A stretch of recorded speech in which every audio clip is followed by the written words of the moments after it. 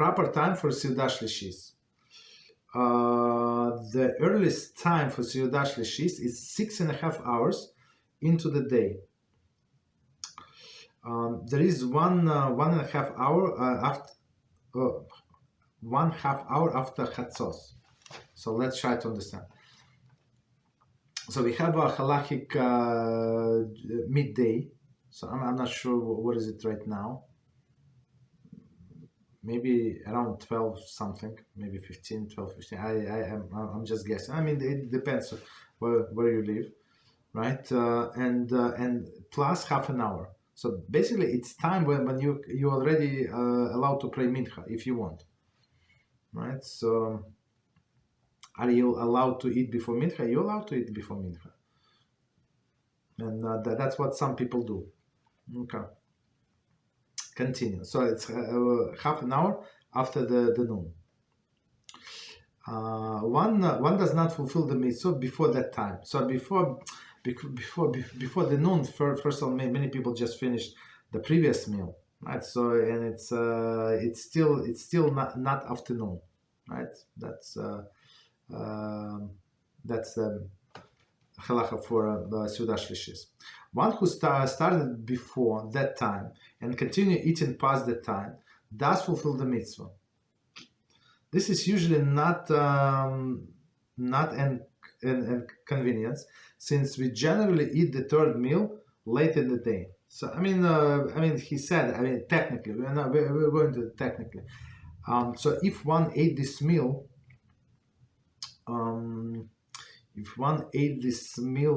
early, started earlier, but continue and finish after 6.5 hours, so there is no problem. But it does not say here, but the way I understand, and that's what we learn in Halachah, you have to eat like you started, let's say, half an hour early, like exactly at noon. So your meal is continue like for half an hour. So after the time, so eat another kizai. So according to all of the opinions, it would be good.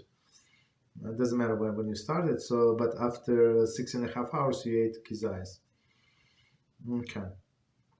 But he said it's usually an inconvenience, since we generally eat the third meal late in the day. So I mean, in the summer for sure. In the summer there's no problem whatsoever. You eat, let's say it's 6 p.m., 7 p.m., whatever. That depends on the month, right? There is no problem whatsoever. But in the winter, it's if you stuff yourself during the day, so there is a problem. There is a problem. You have to eat next meal like 2 hours later. So people not very hungry, right? But he says it's inconvenience. It depends. I would say it depends when you start praying.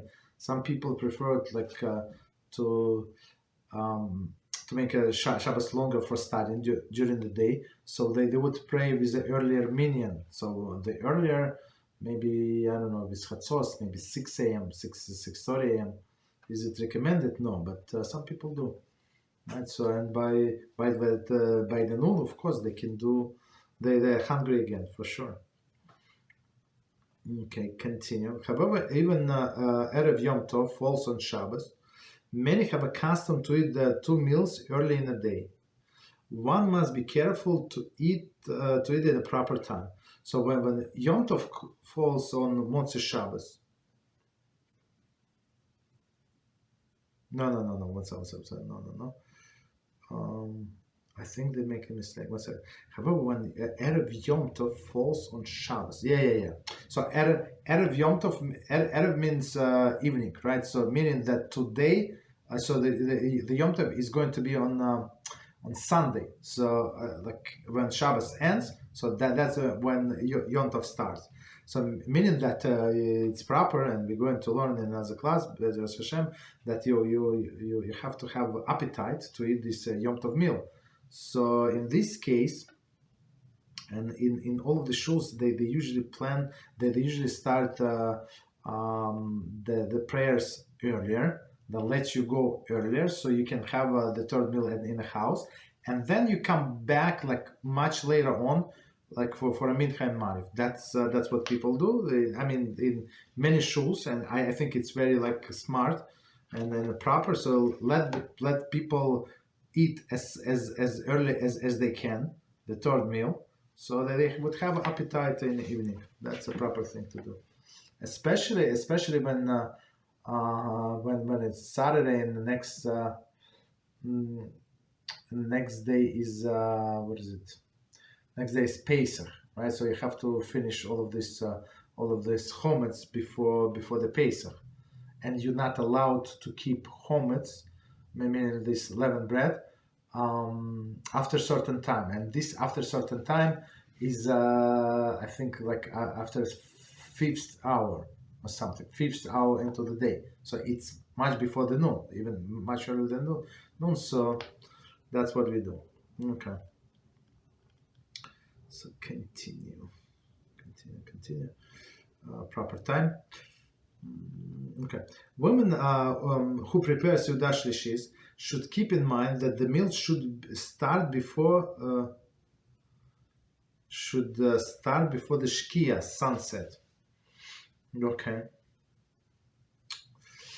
This is because there is a prohibition of eating and drinking immediately before Havdalah. Going back a little, sorry. Women who prepare Seudah Shelishis should keep in mind that the meal should start before the Shkia, sunset. Okay, this is because it is prohibited of eating and drinking immediately before Havdalah, since the sunset might already be considered nighttime. One should not begin to eat at that time. If one has started bread meal before sunset, it is permitted to continue eating after sunset, since it is part of the same meal. Okay, so let's try to understand. So the proper time to start the meal after 6.5 hours in a day. So, and you have, in the summer you have longer time span, in the winter is shorter. But you should start this Seudah Shelishis, this stored meal before sunset, not right before sunset. So you can continue like after sunset, and that's what they do in many shuls, right? So they start before sunset, continue after sunset until the Shabbos ends, right?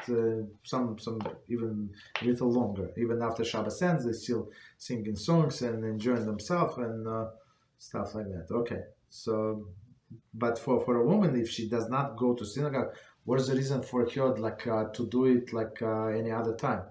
So it starts before sunset, and if you can finish before sunset, for sure it's more preferable. Basically, the earlier you do the mitzvah, the better. That's the thing. Okay, so continue. But of course, we're going to see there is more lenient opinions, right? And we're going to mention them also. So technically, we're not allowed to eat before Havdalah.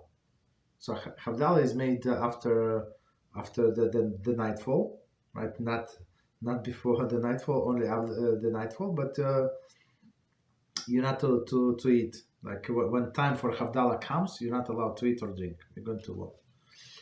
However, if sunset has arrived and one has not yet fulfilled the mitzvah of Seudah Shelishis, some poskim permit having bread meal at that time in order not to lose out the mitzvah. Some poskim permit even until 20 minutes after the sunset.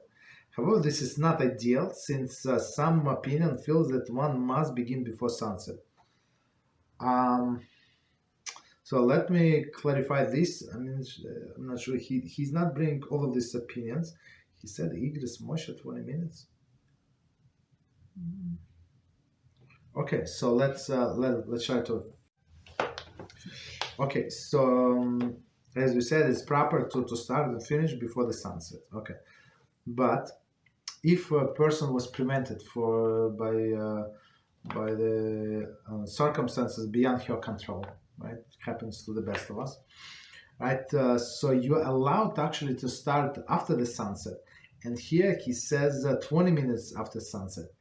I know the more, back in a place where we live, so it's actually, there are more lenient opinions, like even 40 minutes after sunset. So before the nightfall. So technically. So if you start this this meal before the nightfall, technically, it's according to most lenient opinion, there is no problem. Okay, it's not, of course, it's not the ideal way, not everybody agree, but in order not to lose a mitzvah, so that's what we can rely on. In case of the need, of course, you must check your local calendar. Don't rely on numbers that what I said. I said 20 minutes, 40 minutes, but you have to check your what your calendar says.